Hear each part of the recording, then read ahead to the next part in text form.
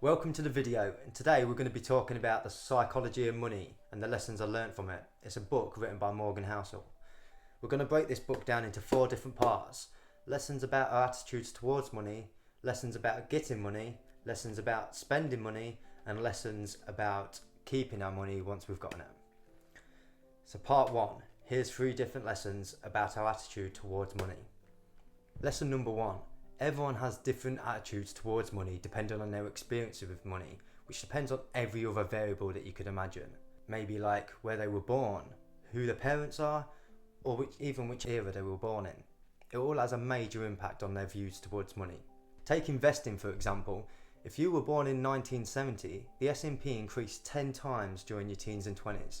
However, if you were born in 1950, the market went literally nowhere during your teens and 20s. So these two people are going to have completely different views when it comes to investing. So the point is, don't judge people so much on what they do with their money, because quite frankly, it might not make sense to you, but it makes perfect sense to them. So lesson number 2 is luck plays a role that people don't like to admit when it comes to making money. Basically, any outcome that we're aiming for has a combination of skill and luck. Bill Gates, for example, is obviously very talented, but he experienced luck by going to one of the only schools in the US that owned a computer at the time, which allowed him the path to become a tech genius and eventually build and own the tech company Microsoft. So I think what Morgan's saying is we shouldn't focus too much on what people like Bill Gates or Elon Musk, on exactly what they did, because somewhere along the line luck was involved too.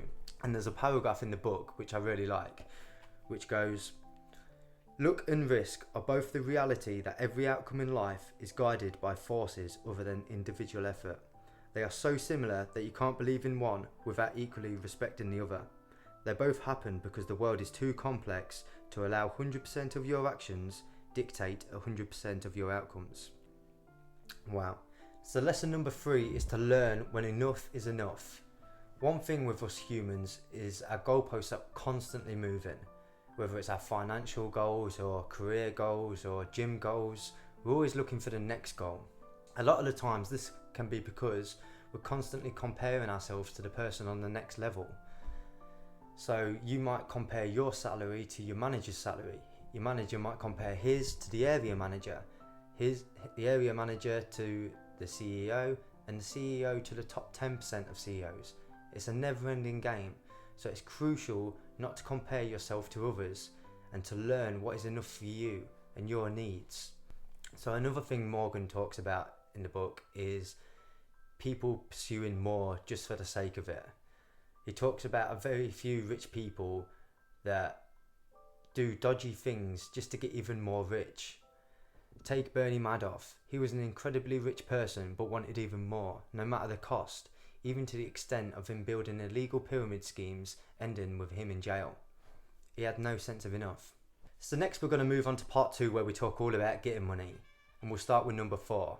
So one of the key methods of making money is the beauty of compounding. Let's say you invest $1,000 into the S&P 500 with an interest rate of about 10% per year. I'll then have $1,100 by the start of year 2.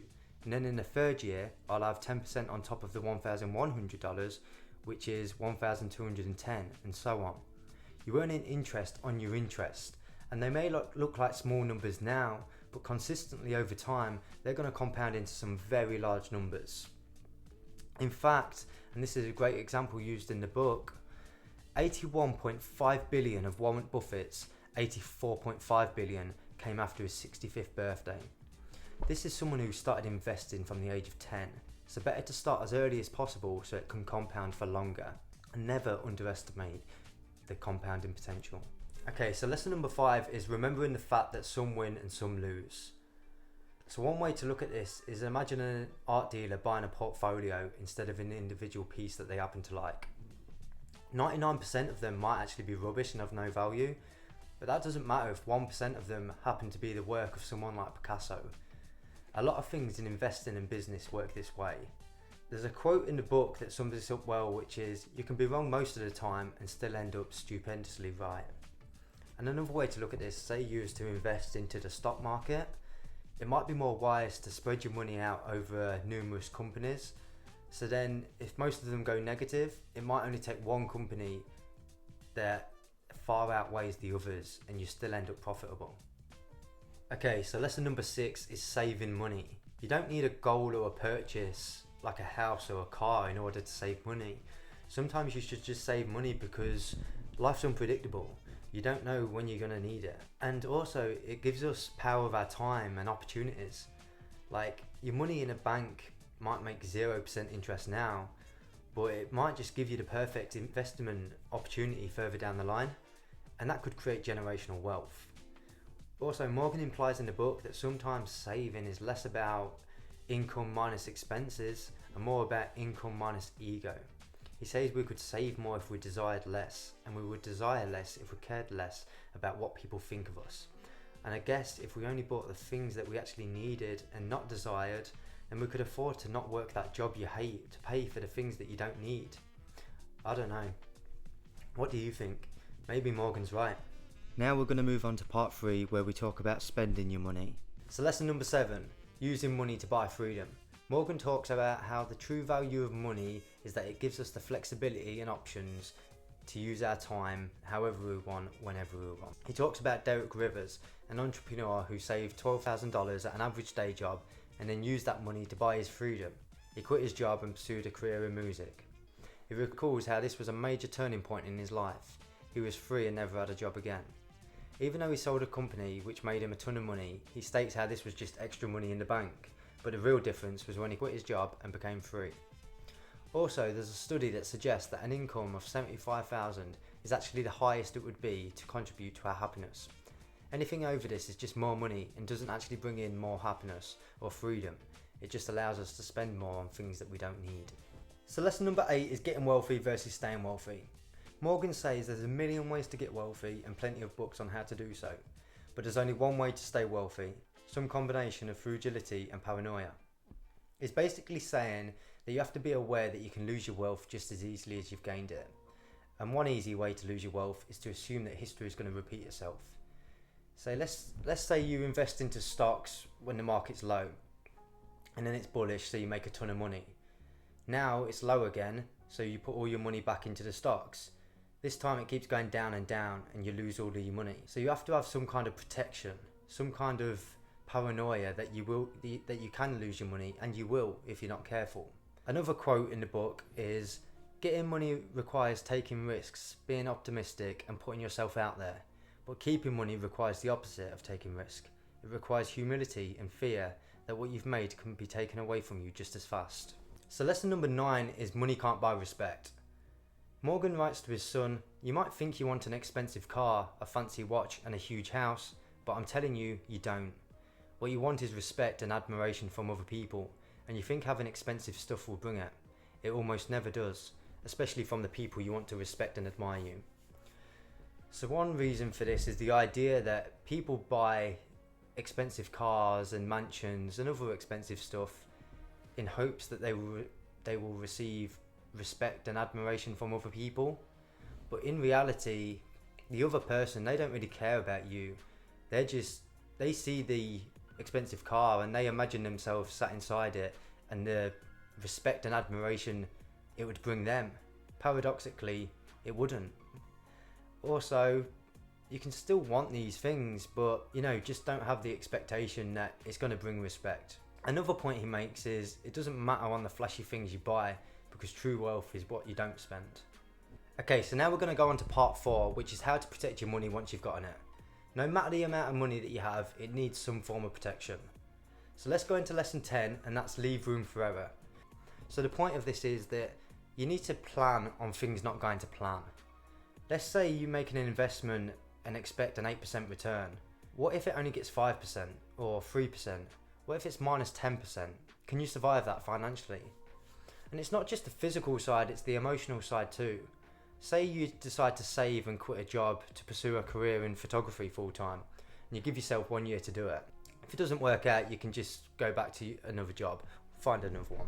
It sounds okay at the start, but then 5 months into it and you see a large part of your savings have gone. Like your emotional side may come into play now, and you're just too worried so you just decide to quit and go back to your other job. The point is, you should leave room for things like the unexpected emotions, not just the physical things that happen, and doing this can create a gap which allows you to continue on the path and stay in the game for longer. Next, we have lesson 11, which is to be reasonable rather than being rational. Morgan says that sometimes a good decision is made not by being rational but by being reasonable. So there's so many factors and emotions that take part when making a financial decision, and we're not robots making the most black and white, rational and logical decisions. One, for example, is how Morgan bought his house without a mortgage, which many people may think is not the smartest thing to do, because why use your own money when you could use the bank's, and then you could put more into stocks or another kind of investment. It might not have been rational for him, but it was reasonable if it helps him sleep better at night. He states in the book, "The independent feeling I get from owning our house outright far exceeds the known financial gain I'd get from leveraging our assets with a cheap mortgage." Okay, the last lesson, lesson number 12, is you'll change. So what you wanted when you were a kid is a lot different to what you want now, and what you want in 10 years time is going to be a lot different to what you want now. The career you have now might not be the career you want in 10 years time when you have a wife and 2 kids that you're not able to spend any time with because you can't afford a job with less hours due to the financial decisions you made in the past. So the point is, try not to make drastic financial commitments that are going to impact your future self negatively. And there's a thing called end of history illusion, which when people are asked how much they've changed over the past 10 years, we're pretty good at describing everything that has happened. But if you ask them to predict how much they're going to change in the next 10 years, then we're really bad at that. And we think there's going to be hardly any change. So try to keep that in mind when making extreme and impactful financial decisions, because 100% you're going to change. Okay, so that's 12 lessons from the psychology of money. If you made it this far, I really hope you enjoyed the video and I hope that you found value in it. If you did, please leave a like and even subscribe to the channel if you want to see more videos like this, because I'll be creating some more just like this one. And if you want a copy of the book, then I'm going to leave a link in the description of where you can get it. Again, I really thank you for watching, and I'm going to see you in the next one.